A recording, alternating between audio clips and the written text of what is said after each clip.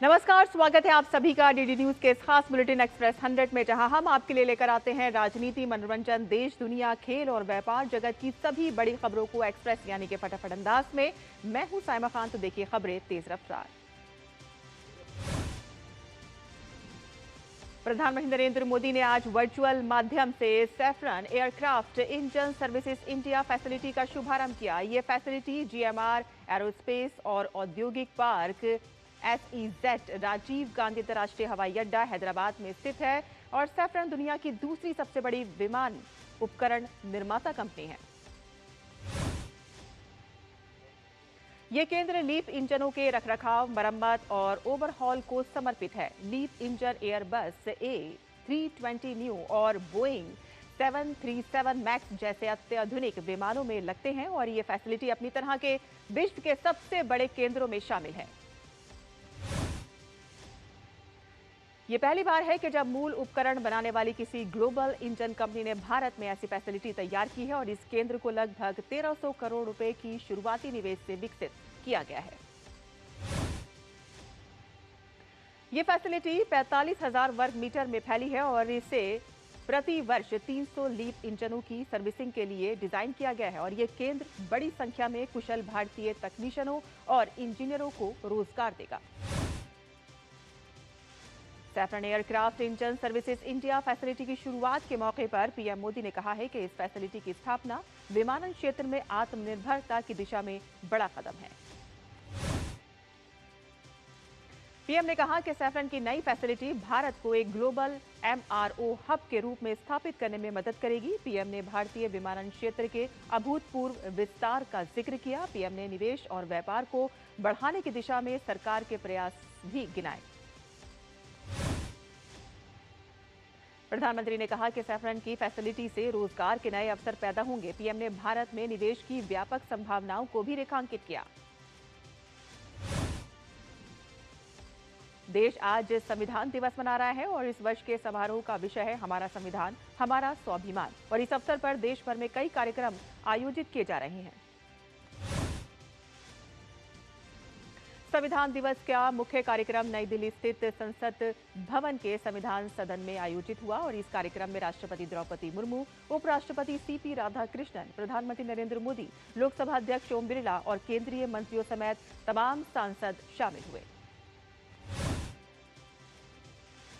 ये वर्ष देश के संविधान को अंगीकृत किए जाने के 76वां वर्ष है और संविधान दिवस के अवसर पर संसद परिसर में राष्ट्रपति के नेतृत्व में संविधान की प्रस्तावना का पाठ किया गया। समारोह में 9 भाषाओं में संविधान का अनुवादित संस्करण जारी किया गया। कार्यक्रम में एक स्मारक पुस्तिका भारत के संविधान में कला और कैलीग्राफी का भी विमोचन किया गया।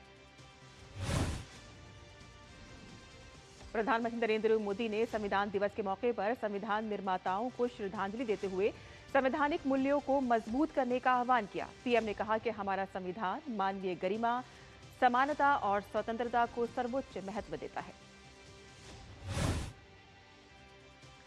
पीएम मोदी ने एक संदेश में कहा है कि संविधान दिवस हमें अधिकारों से सशक्त बनाने के साथ साथ हमें नागरिक के रूप में हमारे कर्तव्यों को भी याद दिलाता है और जिन्हें हम सदैव निभाने का प्रयास करना चाहिए। प्रधानमंत्री नरेंद्र मोदी ने संविधान दिवस के अवसर पर देश के नागरिकों के नाम एक पत्र भी लिखा है। पीएम ने 1949 में संविधान को ऐतिहासिक रूप से अपनाए जाने का स्मरण करते हुए राष्ट्र की प्रगति की इसकी स्थायी भूमिका का उल्लेख किया और बताया कि वर्ष 2015 में सरकार ने इस पवित्र दस्तावेज के सम्मान में 26 नवंबर को संविधान दिवस घोषित किया था। उपराष्ट्रपति CP राधाकृष्णन ने संविधान दिवस के मौके पर संविधान निर्माताओं को श्रद्धांजलि दी। उन्होंने कहा कि हमारे संविधान में निहित न्याय, स्वतंत्रता, समानता और बंधुत्व के मूल्य हमें एक अधिक समावेशी, सशक्त और प्रगतिशील भारत के निर्माण के लिए निरंतर प्रेरित करते रहते हैं। केंद्रीय गृह मंत्री अमित शाह ने संविधान दिवस पर बाबा साहेब भीमराव अंबेडकर जी, डॉक्टर राजेंद्र प्रसाद जी सहित संविधान सभा के सभी महान सदस्यों को नमन किया और देशवासियों को इस दिवस की शुभकामनाएं दी। अमित शाह ने कहा कि दुनिया के सबसे बड़े लोकतंत्र भारत का संविधान हर देशवासी को समान अवसर, सम्मानपूर्ण जीवन, राष्ट्रीय कर्तव्य और अधिकार प्रदान कर मजबूत राष्ट्र निर्माण का मार्ग प्रशस्त करता है। और उन्होंने कहा है कि प्रधानमंत्री नरेंद्र मोदी ने संविधान दिवस की शुरुआत कर लोकतांत्रिक मूल्यों के प्रति देशवासियों को अधिक सजग बनाने का कार्य किया है। लोकसभा अध्यक्ष ओम बिरला ने संविधान दिवस की शुभकामनाएं व्यक्त की। लोकसभा अध्यक्ष ने देश के सभी नागरिकों से महान संविधान का अध्ययन करने और इसके मूल्यों, सिद्धांतों और प्रावधानों को समझने और उन्हें अपने आचरण में उतारने का आग्रह किया। संविधान दिवस के मौके पर आज शाम को सर्वोच्च न्यायालय में भी संविधान दिवस समारोह का आयोजन किया और राष्ट्रपति द्रौपदी मुर्मू इस कार्यक्रम में शामिल होंगी। नेशनल कॉन्स्टिट्यूशनल डे के मौके पर गुजरात के वडोदरा में लोक विज्ञान केंद्र में स्त्री अध्यापन मंदिर कॉलेज में पढ़ने वाली छात्राओं के लिए भाषण प्रतियोगिता आयोजित की गई। कार्यक्रम में 15 से अधिक छात्राओं ने भारतीय संविधान में नागरिकों को दिए गए अधिकारों और कर्तव्यों पर भाषण दिया।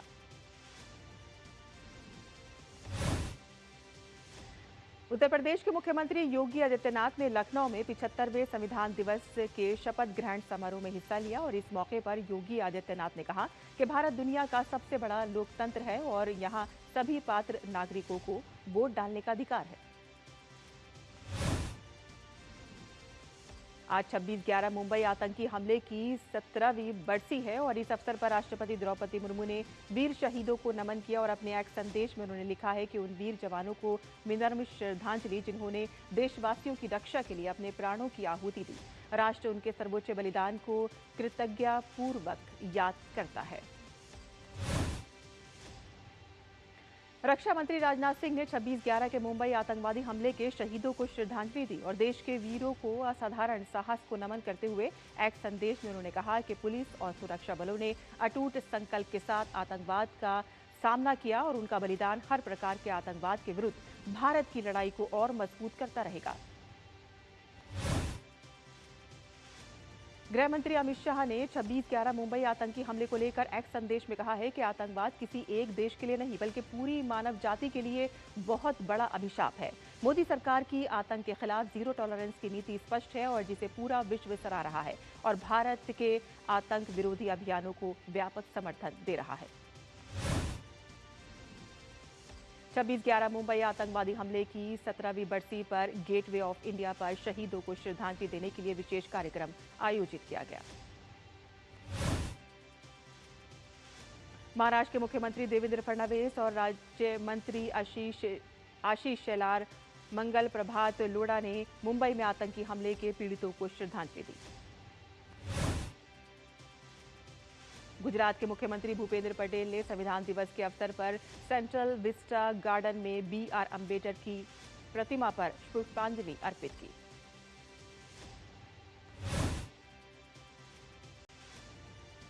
और आपको बता दें कि प्रधानमंत्री नरेंद्र मोदी कल 27 नवंबर को वीडियो कॉन्फ्रेंसिंग के माध्यम से भारतीय अंतरिक्ष स्टार्टअप स्काई रूट के इन्फिनिटी कैंपस का उद्घाटन करेंगे। वे स्काई रूट के प्रथम ऑर्बिटल रॉकेट विक्रम-1 का अनावरण भी करेंगे, जिसमें उपग्रहों को कक्षा में प्रक्षेपित करने की क्षमता है।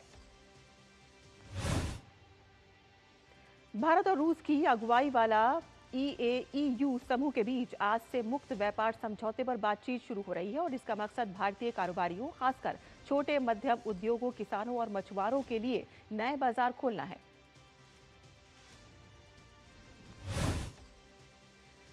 भारत और 5 देशों के समूह यूरेशियन आर्थिक संघ के बीती 20 अगस्त को इस समझौते के लिए नियम एवं शर्तों पर हस्ताक्षर किए थे और इस दस्तावेज में 18 महीने की कार्य योजना बनाई गई है। SIR के खिलाफ पश्चिम बंगाल में घमासान तेज हो गया है। SIR के खिलाफ राजनीतिक मैदान में जोरदार विरोध के बावजूद ममता का पार्टी कार्यकर्ताओं को जनता की एनुमरेशन फॉर्म भरने में मदद करने के निर्देश ने भ्रम पैदा किया है। ममता बनर्जी ने बनगांव में एक जनसभा के दौरान तृणमूल के कार्यकर्ताओं को निर्देश दिया कि वे SIR फॉर्म भरने में लोगों की मदद करें। SIR के विरोध में तृणमूल के साथ साथ कांग्रेस, DMK और CPM द्वारा सुप्रीम कोर्ट में दायर मामलों में आज सुनवाई भी होने की संभावना है। बीजेपी नेता शुभेंदु अधिकारी ने पश्चिम बंगाल पुलिस पर तृणमूल की निजी सेना बनने का आरोप लगाते हुए चुनाव आयोग से उच्च स्तरीय जांच की मांग की है। भाजपा नेता शुभेंदु अधिकारी ने मुख्य चुनाव आयुक्त ज्ञानेश कुमार को पत्र लिखकर शिकायत की कि राज्य पुलिस और कोलकाता पुलिस के कुछ वरिष्ठ अधिकारी राजनीतिक पक्षधरता दिखा रहे हैं और खुले मंचों से कथित रूप से टीएमसी और उसकी नेता ममता बनर्जी के समर्थन में बयान दे रहे हैं।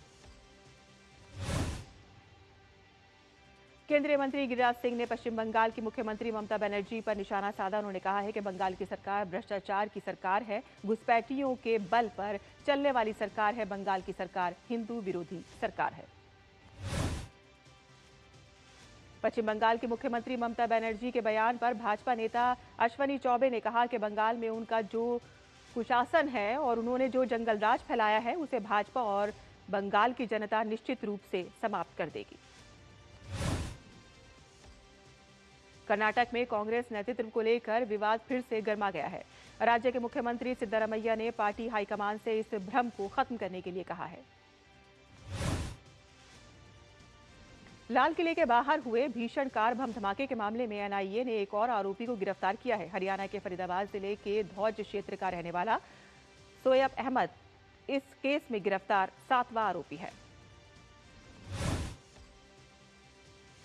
एनआईए के अनुसार सोएब ने मुख्य आरोपी आतंकवादी उमर उन नबी को धमाके से ठीक पहले सुरक्षित ठिकाना मुहैया कराया था और उसे लॉजिस्टिक सपोर्ट भी दी थी। भारत ने चीनी विदेश मंत्रालय द्वारा दिए गए बयानों पर सख्त आपत्ति दर्ज कराई है। विदेश मंत्रालय के आधिकारिक प्रवक्ता रणधीर जायसवाल ने कहा है कि चीन द्वारा अरुणाचल प्रदेश की एक भारतीय नागरिक को शंघाई अंतर्राष्ट्रीय हवाई अड्डे पर मनमाने ढंग से रोका जाना पूरी तरह से अस्वीकार्य है। रणधीर जायसवाल ने साफ कहा है कि अरुणाचल प्रदेश भारत का अभिन्न और अविभाज्य हिस्सा है और चीन की ओर से बार बार इनकार से ये निर्विवाद तथ्य बदलने वाला नहीं है। विदेश मंत्रालय ने यह स्पष्ट किया है कि चीनी अधिकारियों की कार्रवाई उनके अपने नियमों के भी खिलाफ है, जिसमें सभी देशों के नागरिकों को 24 घंटे तक वीजा फ्री ट्रांजिट की अनुमति दी जाती है।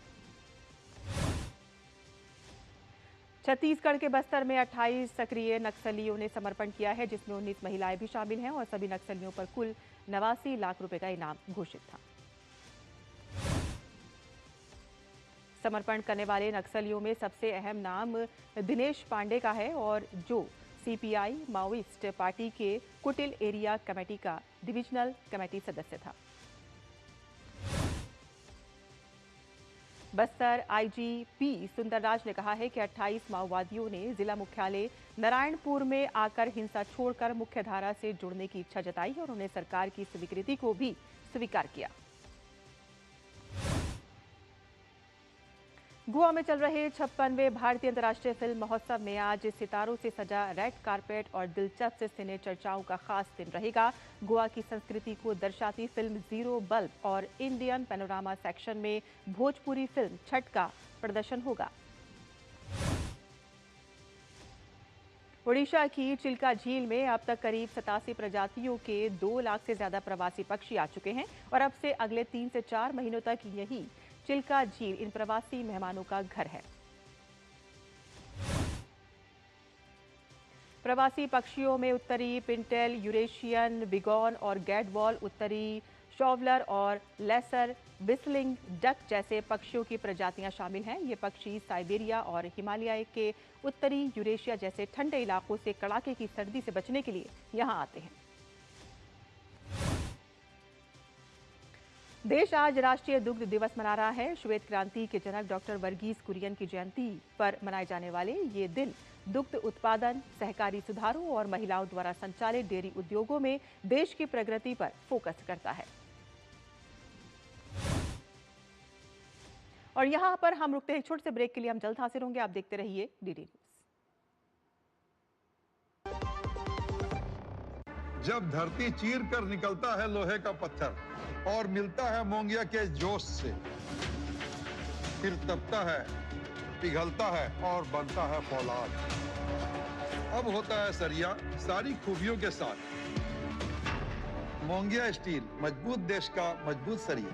क्या आपको है आकर्षक बचत विकल्पों की तलाश? LIC प्रस्तुत करता है नवजीवन श्री सिंगल प्रीमियम प्लान। एक मुश्त प्रीमियम राशि जमा करें, जीवन बीमा कवर का आनंद उठाएं, परिपक्वता पर गारंटीकृत निश्चित राशि प्राप्त करें, तरलता विकल्प भी उपलब्ध। अभी खरीदें। मौजूदा पॉलिसी धारकों के लिए आकर्षक छूट, नियम और शर्तें लागू। ब्रेक के बाद आपका फिर से स्वागत है। आप देख रहे हैं एक्सप्रेस 100 खबरें तेज रफ्तार। और अब कारोबार से जुड़ी खबरें। आज भारतीय शेयर बाजार हरे निशान के साथ खुला। सेंसेक्स 262 अंक की तेजी के बाद 84,849 स्तर पर कारोबार करता नजर आया। निफ्टी 84 अंक की बढ़त के बाद 25,969 के करीब कारोबार कर रहा है। विदेश मंत्रालय ने ऐलान किया है कि भारत और अफगानिस्तान आपसी व्यापार को बढ़ाने के लिए 2 नई कार्गो फ्लाइट शुरू करेंगे और इसके तहत काबुल से दिल्ली और अमृतसर के मार्ग को चुना गया है। भारतीय परिवारों की वित्तीय संपत्तियां वित्त वर्ष 25 में सालाना आधार पर 6% बढ़कर 9.9 लाख करोड़ रुपए हो गई हैं। अर्ली मानसून और हाई बेस इफेक्ट को देखते हुए बिजली की मांग चालू वित्त वर्ष में 1.5 से 2% बढ़ने का अनुमान है। तमिलनाडु राइजिंग निवेश सम्मेलन में कुल 158 समझौता ज्ञापनों पर हस्ताक्षर हुए। देश के पर्सनल कंप्यूटर बाजार में जुलाई सितंबर तिमाही के दौरान अब तक की सबसे बड़ी तिमाही आपूर्ति दर्ज की गई है और इस दौरान 49 लाख इकाइयों की बिक्री हुई है। महिंद्रा एंड महिंद्रा ने कहा है कि वह वर्ष 2027 के आखिर तक 250 इलेक्ट्रिक वाहन चार्जिंग स्टेशन लगाने की योजना बना रही है। उत्तर प्रदेश में इलेक्ट्रॉनिक मैन्युफैक्चरिंग का निर्यात 82,000 करोड़ को पार हुआ है और मोबाइल फोन बनाने में उत्तर प्रदेश अकेला राज्य है जहां से पूरे देश का 55% उत्पादन हो रहा है। मुख्य आर्थिक सलाहकार वी अनंथा नागेश्वरन ने कहा है कि भारत की अर्थव्यवस्था वित्त वर्ष 26 में $4 ट्रिलियन के आंकड़े को पार कर जाने का अनुमान है।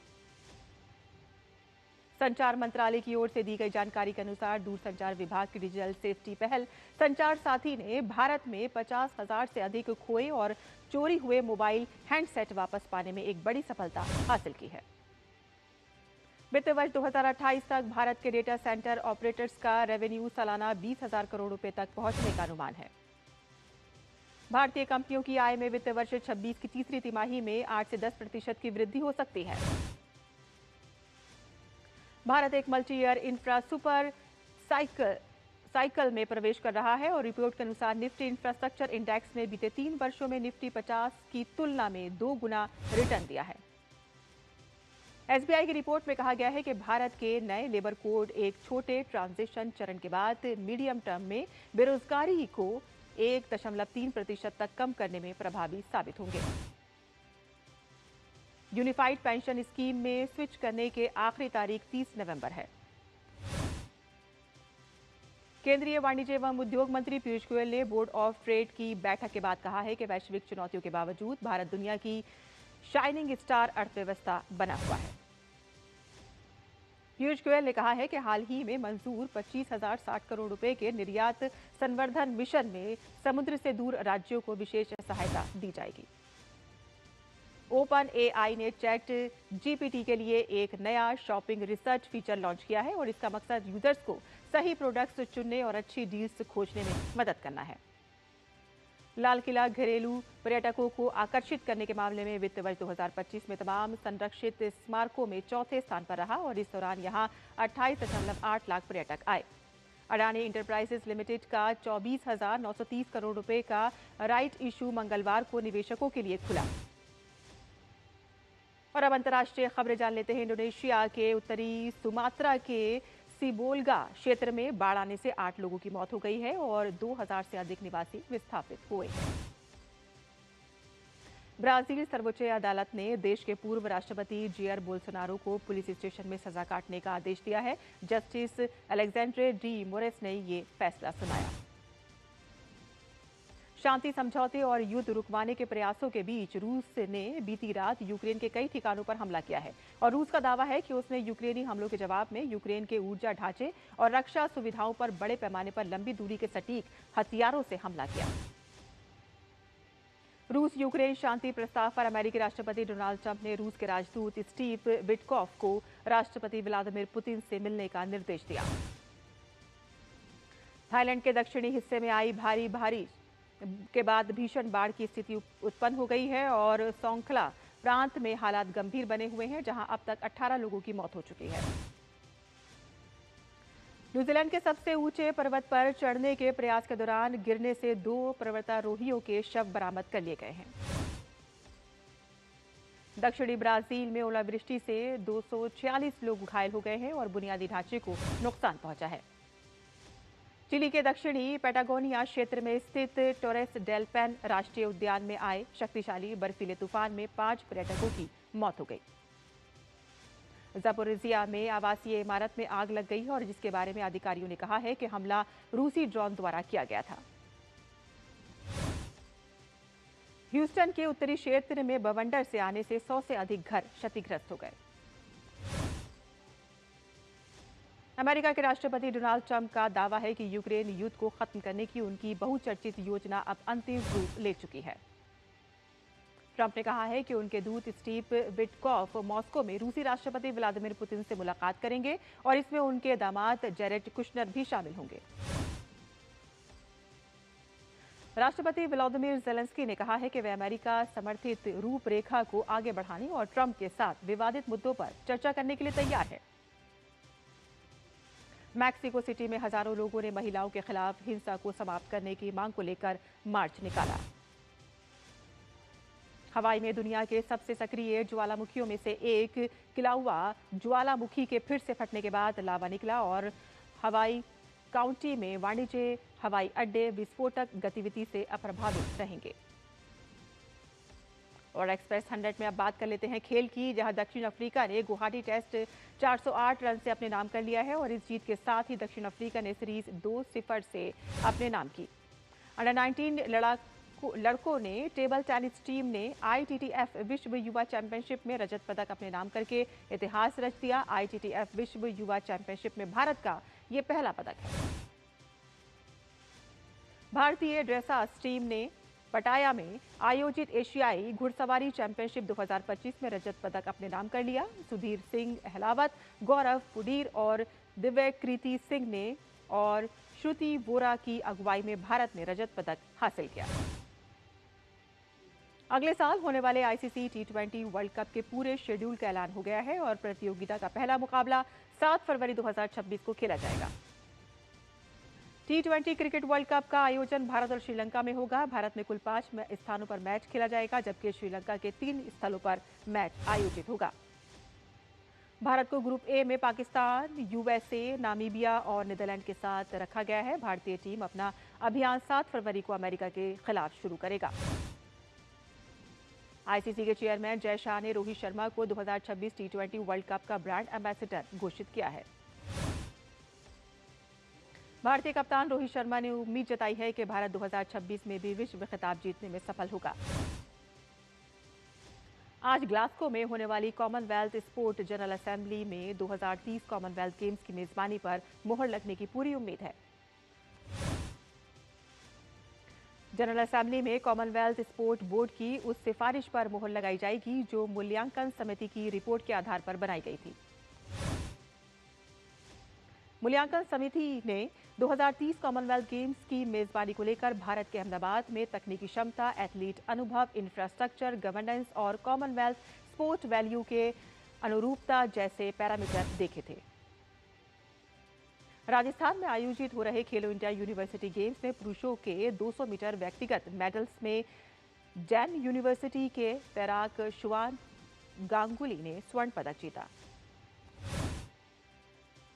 तैराकी में ही महिलाओं के 200 मीटर ब्रेस्ट स्ट्रोक में HSNC यूनिवर्सिटी की यशस्वी प्रदीप ने स्वर्ण पदक अपने नाम करने में सफलता हासिल की। महिलाओं की 100 मीटर बैक स्ट्रोक में उत्कल यूनिवर्सिटी की प्रयासा रे ने स्वर्ण पदक जीता। BCU की नायसा शेट्टी ने दूसरा और जैन यूनिवर्सिटी की श्रृंगरी बांडेकर ने तीसरा स्थान प्राप्त किया। जैन यूनिवर्सिटी की नीना गोस्वामी ने महिलाओं के 50 मीटर फ्री स्टाइल में पहला स्थान हासिल किया है और योग्या सिंह ने दूसरा स्थान प्राप्त करते हुए रजत पदक जीता। और एक्सप्रेस न्यूज में फिलहाल इतना ही। हमें दीजिए इजाजत। नमस्कार।